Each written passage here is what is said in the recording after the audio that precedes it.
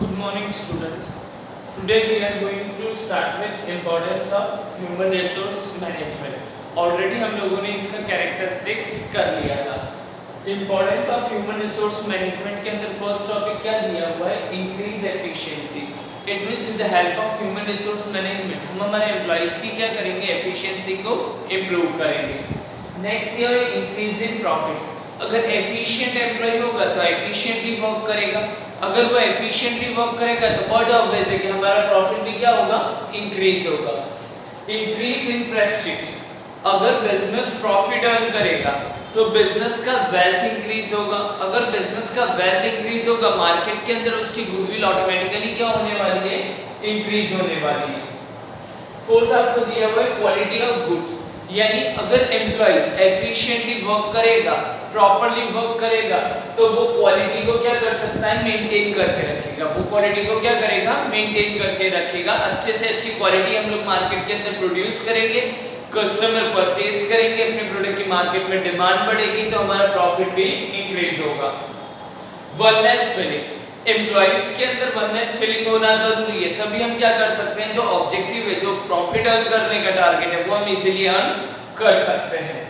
Next दिया हुआ है प्रॉपर यूज ऑफ रिसोर्सेज. जो भी रिसोर्सेज, जो रॉ मटेरियल है या कोई भी रिसोर्सेज हमारे पास अवेलेबल है उसको हमें प्रॉपर्ली यूज करना है. अगर हम प्रॉपर्ली उसको यूज करेंगे तो ऑटोमेटिकली बेटा क्या होगा, हमारा लॉस कम होगा. अगर लॉस कम होगा तो प्रॉफिट बढ़ने के चांसेस ज्यादा है. नेक्स्ट दिया है एलटीओ रिड्यूसेस. एलटीओ क्या होता है, एल यानी लेबर, टी यानी टर्नओवर, ओ यानी रेशियो. Labour turnover ratio. अगर लेबर टर्नओवर रेशियो रिड्यूस होगा तो ऑटोमेटिकली बिजनेस क्या कर सकता है, सक्सीड कर सकता है. क्यों और कैसे? तो जब भी बेटा रिक्रूटमेंट करते हैं तो हम लोग पहले एडवर्टाइजमेंट देते हैं, फिर सिलेक्शन करते हैं, उनको ट्रेनिंग देते हैं, उनका डेवलपमेंट करते हैं, उनको एफिशिएंट बनाते हैं. अब एफिशिएंट बनाने के बाद में अगर मेरा एम्प्लॉय छोड़ के चला जाए तो वो मेरे लिए क्या होगा, एक्सपेंस बढ़ जाएगा. तो उसके लिए हमें क्या करना है, लेबर टर्नओवर रेशियो को रिड्यूस करना है. उससे हमें क्या होगा, बेनिफिट मिलेगा. एक दिया हुआ जॉब सेटिस्फेक्शन.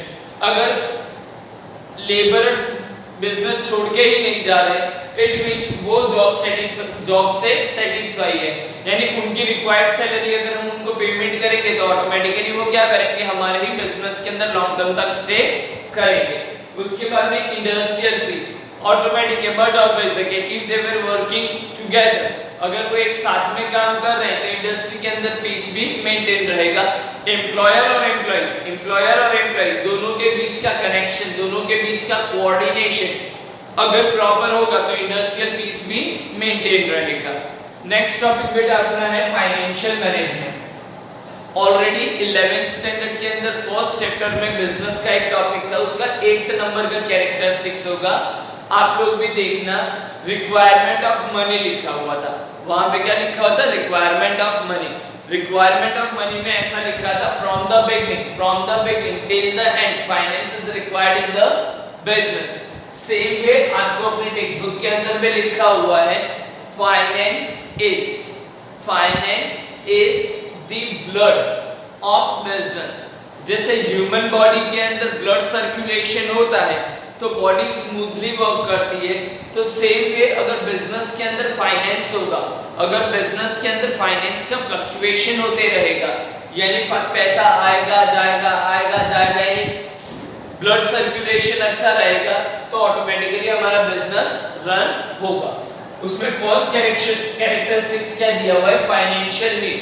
हर एक बिजनेस को जब भी सेटअप करता है तो पैसों की रिक्वायरमेंट होती है. सेकंड दिया हुआ है फाइनेंशियल प्लान.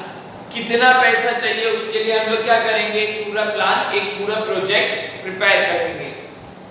नेक्स्ट दिया हुआ है प्रिपेयर बजट. अलग अलग डिपार्टमेंट के अलग अलग बजट होते हैं. ऑलरेडी फर्स्ट चैप्टर में ही मैंने आपको करवाया था, डिपार्टमेंटल हेड्स यानी मिडिल लेवल मैनेजमेंट के अंदर अलग अलग डिपार्टमेंट्स होते हैं. जैसे परचेज डिपार्टमेंट हुआ, प्रोडक्शन हुआ, सेल्स हुआ, फाइनेंस हुआ, पर्सनल डिपार्टमेंट हुआ. सब अपने अपने क्या करेंगे, बजट्स प्रिपेयर करके प्रोवाइड करेंगे. अलोकेट फंड यानी जहां पर जैसे प्रोडक्शन में मान लो 50 लाख देना है, सेल्स के अंदर 1 करोड़ देना है, और परचेज के अंदर 50 लाख देना है, यानी अलग अलग तरीके से हमें क्या करना है, फंड को अलोकेट करना है। नेक्स्ट, एक्विजिशन ऑफ कैपिटल, पैसा अक्वायर करना, कैपिटल इन्वेस्टमेंट गेन करना। कहां से करना है, तो मार्केट के अंदर शेयर इश्यू करना है, शेयर इश्यू करके पैसा अक्वायर करना है। प्रोसीजर फॉर एक्विजिशन, यानी किस प्रोसीजर से आप पैसा अक्वायर कर रहे हो, by way of share, debenture, preference share और लोन, वो आपके ऊपर डिपेंड करता है कि आप किस तरह से करना चाहते हो।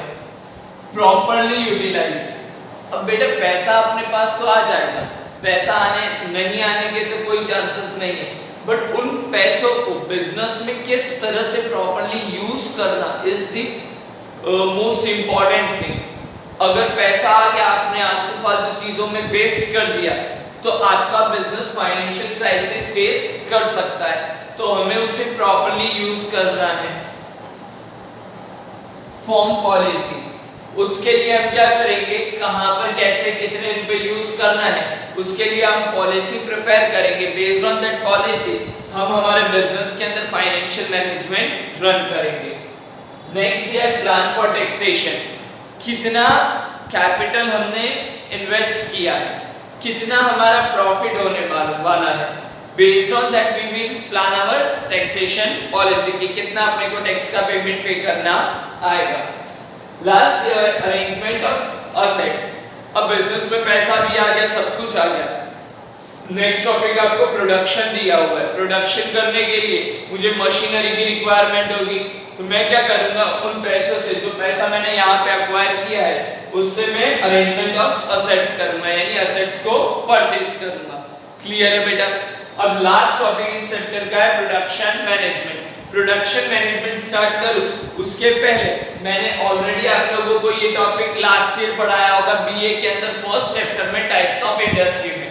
टाइप्स ऑफ इंडस्ट्री के अंदर वहां पर लिखा हुआ भी था प्रोडक्शन का मतलब क्या होता है, converting raw material, converting raw material into finished goods. जो रॉ मटेरियल है उसको फिनिश्ड गुड्स के अंदर कन्वर्ट करके मार्केट के अंदर सेल करते हैं, such a thing is known as production. तो प्रोडक्शन मैनेजमेंट का मीनिंग भी सेम है। उसके वेरियस फंक्शंस आप लोगों को दिया हुआ है। पहला दिया हुआ है प्रोडक्शन प्लान, अपने को प्रोडक्शन प्लान प्रिपेयर करना है कि कितना नंबर ऑफ यूनिट्स हमको प्रोड्यूस करना रहेगा। सेकंड आपको दिया है प्रोडक्शन रिसर्च, यानी प्रोडक्शन के अंदर रिसर्च करते रहना पड़ता है। जैसे बेस्ट एग्जांपल है सैमसंग का।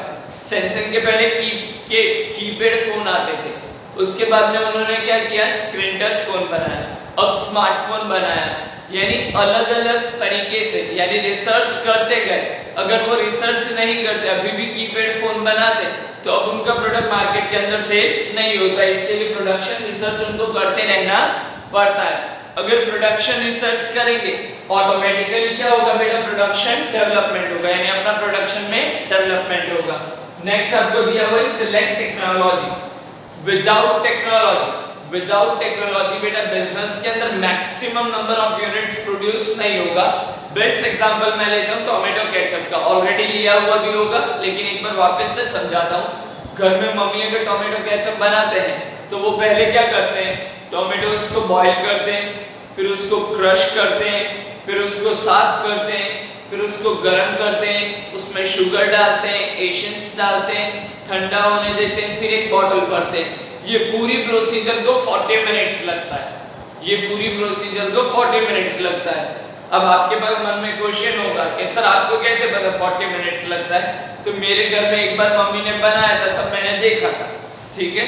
तो 40 मिनट्स लगता है। यही अगर हम लोग टेक्नोलॉजी का यूज करते हैं तो बेटा एक सेकेंड के अंदर 30 प्लस बॉटल्स, एक सेकेंड में 30 से ज्यादा बॉटल का प्रोडक्शन होता है। तो टेक्नोलॉजी यूज करना बेटर है फॉर मैक्सिमाइजेशन ऑफ प्रॉफिट। अब टेक्नोलॉजी परचेस करना तो अपने को मशीन का क्या देखना है, लेआउट देखना है। मशीन का क्या देखना है, लेआउट देखना। लेआउट का मतलब जैसे कोई मशीन है जो 12 घंटे काम कर सकती है तो उससे हमें 12 घंटे ही काम लेना है। उस मशीन से हमें 12 घंटे ही काम लेना है। अगर उससे ज्यादा काम लोगे तो उसके अंदर रिपेयरिंग ज्यादा होगा, मेंटेनेंस ज्यादा मांगेगा। इस तरह से हमें उसका लेआउट चेक कर लेना है। उसके बाद में मशीन आ गया हमारे पास। अब हमें क्या चाहिए?